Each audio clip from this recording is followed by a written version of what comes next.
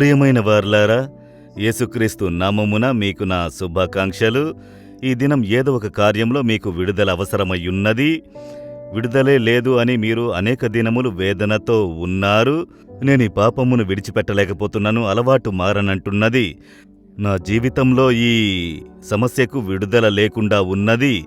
అప్పుల సమస్య ఒక ప్రక్క, లేమితనము ఒక ప్రక్క, అపజయము, ఇలా విడుదల లేకుండా బానిసత్వపు జీవితంలో ఉంటున్నాను. అలాగే జీవితము పోతుంది అని అనుకుంటున్నారా? మీతోనే దేవుడు మాట్లాడుచున్నారు. యోహాను 8వ అధ్యాయం 32వ వచనంలో యేసు చెబుతున్నారు, సత్యమును గ్రహించెదరు, అప్పుడు సత్యము మిమ్మును స్వతంత్రులుగా చేయును.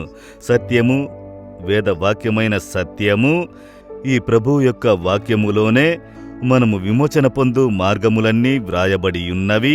సత్యమును గ్రహించగా ఒక మనిషి లోపల పూర్ణ విమోచన కలుగును. కనుక మీరు వేదమును చదవండి, దాన్ని ధ్యానించండి అని చెప్పుటకు కారణము, కనుక ఈ వాక్యమును చదివి ధ్యానించినప్పుడు మన జీవితంలో అనేక కార్యములలో విడుదల కలుగును. ఒక మహా ఆనందము కలుగుట మీరు చూడగలరు.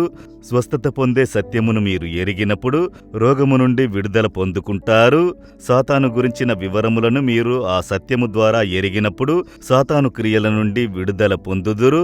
అప్పుల బాధ ఎందుకు కలుగుతుంది, అందులో నుండి విడుదల రాదా అంటే సత్యము బైబిల్లో ఉన్నది. అది గ్రహించగా అప్పుల బాధలో నుండి విడుదల పొందుదురు. భయం ఎందుకు వస్తుంది, అందులో నుండి ఎలా విడుదల పొందాలనే సత్యము బైబిల్లో ఉన్నది. అది చదవగా భయం నుండి విడుదల పొందుదురు. సమస్యలు, కొన్ని పోరాటములు ఎందుకొస్తున్నవి? సత్యమును గ్రహించగా మీరు విడుదల పొందుదురు. కనుకనే మీరు బైబిల్ చదవాలి, ధ్యానించాలి, గ్రహించాలని చెప్పుటకు కారణము, ఈ సత్యము ఎరిగినారంటే విడుదల. మీకు ఏమి సమస్య, దాని గురించి ఏం చెప్పబడింది బైబిల్లో అని చదువుటకు ప్రారంభించండి. సత్యమును గ్రహించి విడుదల పొందుకొందురు. ఈ దినము మీరు విడుదల పొందుదురు. చెప్పండి, యేసు నామములో నాకు ఈ కార్యంలో విడుదల కలుగునుగాక. వేదవాక్యమైన సత్యమును నేను గ్రహించి, సత్యమైన దేవుణ్ణి నేను గ్రహించి విడుదల పొందుకొనుటకు దేవా నాకు సహాయము చేయుము. యేసు నామములో ప్రార్థిస్తున్నాను తండ్రి. Amen, amen. Jesus redeems Telugu YouTube ఛానల్ను సబ్స్క్రైబ్ చేయండి.